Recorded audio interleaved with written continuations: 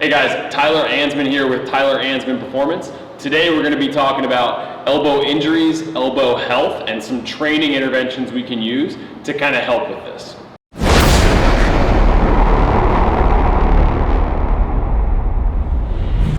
So elbow pain and injuries are kind of one of the biggest things that can take away training time, playing time, force training adjustments. And in amateurs, we can see this kind of inhibit development, right? If you're not training or playing, it's kind of hard to get better. And in professionals, we can see this either prematurely end careers, cost organizations a lot of money, or more importantly, cost individuals a lot of money. In order to really make money playing baseball, you have to be in the major leagues for a long time, right, before you can get that big free agent contract. So in order for that to happen, you have to be healthy enough to put up big numbers throughout your career. So if we have pain, injuries, we need to make adjustments to our training and our performance enhancement stuff, then we can have issues. So a couple of the big rocks we can use when we're trying to kind of make sure that we can walk this razor's edge of increasing performance to the max while not breaking anything or mitigating our risk as much as possible. What we want to do is we want to make sure we're monitoring training and throwing load, we want to make sure we're eating and sleeping well, we want to make sure we're hydrating well. All of these basic things are very important. And then along with this, we can add some other things to this. So we can do some connective tissue health stuff. So if we think about connective tissue, think tendons, ligaments, that kind of thing. What can we do to kind of improve these processes? And that's what we're going to talk about today.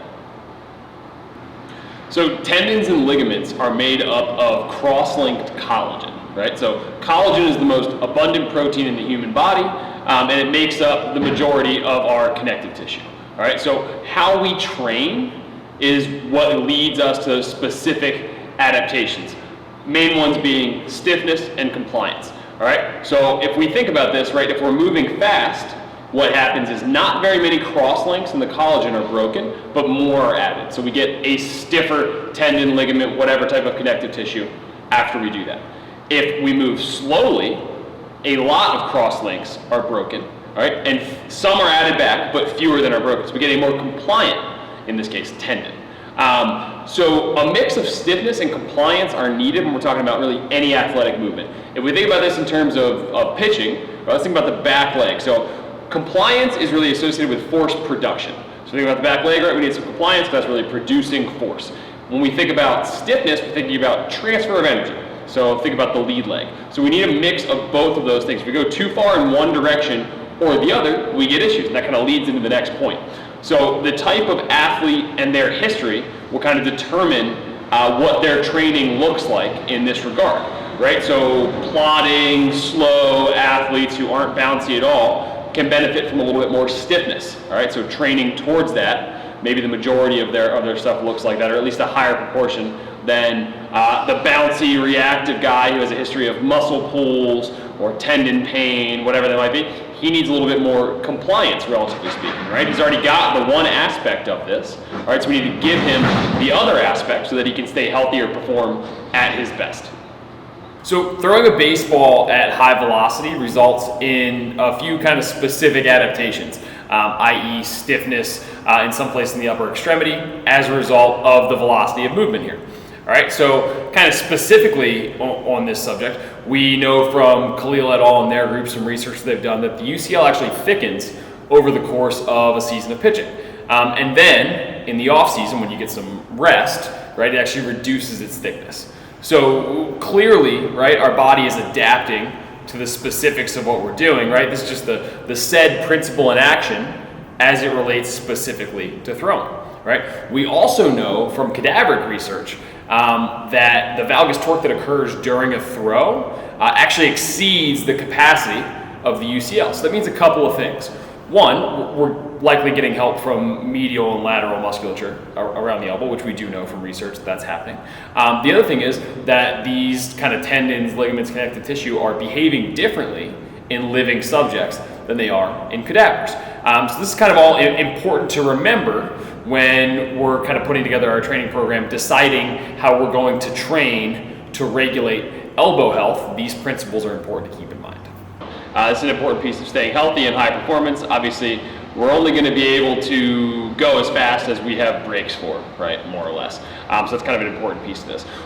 With high throwing loads though, what tends to happen is that range of motion in these specific areas, whether it's through supination or through elbow extension or whatever it might be, tend to get reduced, all right? And so what also tends to happen with that is that means we get some weakness at the end range because there's a reason that we're being compromised and our range of motion is changing. So yielding isometrics offer us a chance to kind of make some changes here in a variety of ways. So one, they have an analgesic effect, which just means pain relieving. So this allows us to get in higher quality training, right? If we're having some minor elbow discomfort that's just keeping us from training at a high level, one, we need to address the other underlying causes, but maybe it's as simple as adding in a yielding isometric session prior to training that day. All right, this is something relatively common in people who are training for dunking or jumping high or whatever it might be. So that may be something we'll talk about at the end. The other piece to this is that it can help us add strength at the end range of motion, right? We're training at longer muscle lengths generally when we're doing yielding isometrics, which tends to have a greater effect over the full range of motion rather than when we're talking about overcoming isometrics and things like that. The other piece to this is it can help kind of regain that full range of motion through these joints and offer us a little bit of relief when it comes to that piece of it. Okay, so from Dr. Keith Barr's research, we know a couple of things when it comes to our connective tissue training. One, it receives its maximum benefit about 5 to 10 minutes into a training session, all right? So beyond that, the benefit that it's gonna receive greatly reduces. The next piece is every 6 hours is about as frequently as you can do these sessions and maximize their benefit. And the final piece is that we know that collagen and vitamin C supplementation, so something as simple as a gelatin chew, the recipe which is widely available on the internet, about 60 minutes prior to a session like this can help improve or increase collagen synthesis. All right, so practically what does this look like? Well, it probably looks like your primary session for the day, all right, so your main throwing and strength and conditioning session. And then about 6 hours later, or about 5 hours later, we'll use our collagen and vitamin C supplementation. 1 hour after that, so 6 hours after our first session, we have our connective tissue kind of health session. So what does this look like? Well, we know it needs to be slow tempo for us to maximize the benefit here. So that either means likely yielding isometrics, all right, for a reasonably long duration, probably above 30 seconds. Or it can mean tempo eccentrics, right? So something like a 5 to 10 second pace during the eccentric portion of the movement. And you probably also want to go reasonably slow through the concentric piece as well. This is why kind of heavy loading, once we're healthy enough for that, can have some beneficial impacts kind of on connective tissue health as well. All right, so let's actually see what a session for the elbow and forearm looks like. Okay, so here is what a connective tissue session might look like for the forearm and elbow. So for today, we're just going to do yielding isos, 30 seconds a piece. Okay, so you can progress this one of two ways. All right, so we can go either increase the load, keep the time the same, or we can increase the time. I would generally suggest if you're having pain, one, go get checked out by a doctor first. But if you're already having some kind of discomfort there, then I would suggest we increase time first, as that'll be the less intense means of doing so. But if you're not having pain, this is just kind of a health-based intervention, I would suggest keeping the time the same and just increase the load gradually. Be conservative with this.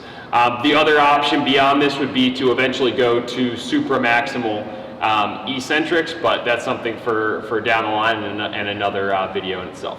All right, so the first ones we're going to do are going to be pronation and supination. So I'm going to use a PVC pipe. You can do any kind of variety here. A PVC is a good starting point because you can make it harder or easier based on how long you make the resistance arm. So a couple things to think about. So we want to be bent at the elbow at about 90 degrees. Okay, we're going to start with supination. All right, so we want that hand just inside of the elbow.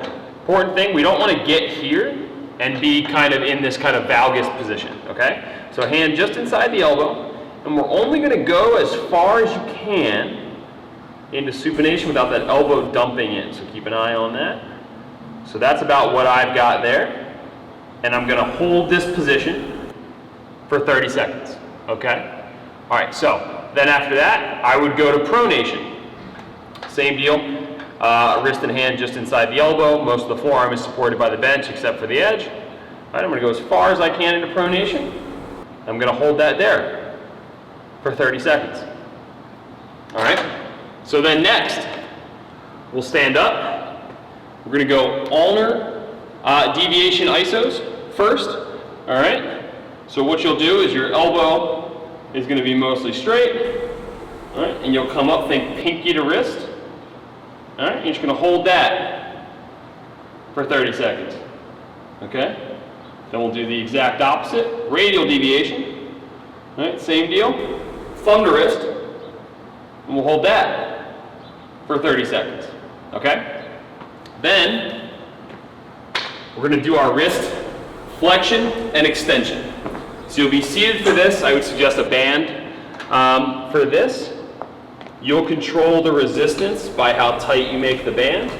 So this time, your arm is gonna be supported by your leg, and basically your whole arm will be supported except for your wrist. Right, same deal, wrist just inside your elbow. And this time we're gonna go with long finger lengths. So we talked about long muscle lengths earlier in the video and how that has better transfer and kind of important implications for range of motion.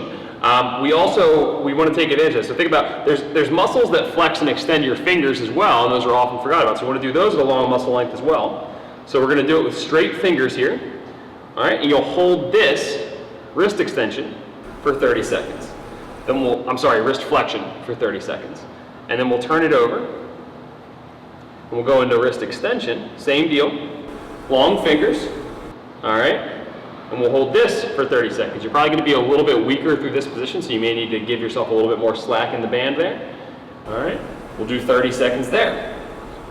Okay, then we're gonna move on to elbow flexion, okay? So again, we talked about these long muscle lengths. So I want to go after the biceps. So think about it, this is going to be like a modification of a preacher curl. So you're going to find a dumbbell. Again, be conservative. All right. We're going to support your whole arm up to your shoulder on the bench. All right. Again, wrist just inside elbow. I would suggest you're probably not going to be able to go a fully neutral wrist. It's going to have to be slightly kind of pronated. All right. And you're going to go basically until we have 20 or so degrees of elbow flexion left. This is important for a couple of reasons. One, long muscle length like we talked about. And two, this is about how extended you'll be at ball release, somewhere between 15 and 25 degrees. So we want strength through this range of motion specifically. It will have probably pretty good transfer. Okay, so again, be conservative with that one. That's probably going to be the most uncomfortable of all of these. Okay, so now we're going to do an elbow extension iso. All right, so we're going to get a band, we'll hook it to a rack. All right, we want to come down to about 90 degrees or just beyond, and we're going to hold that for 30 seconds, right? So again, we talked about long muscle lengths here. So I would suggest doing these 2 to 3 times a week to start. You want to do them on probably your most intense training days, like we talked about 6 hours after your main throwing and strength conditioning session for the day. Kind of see how these feel. Drop any comments if you have them, and thanks for watching.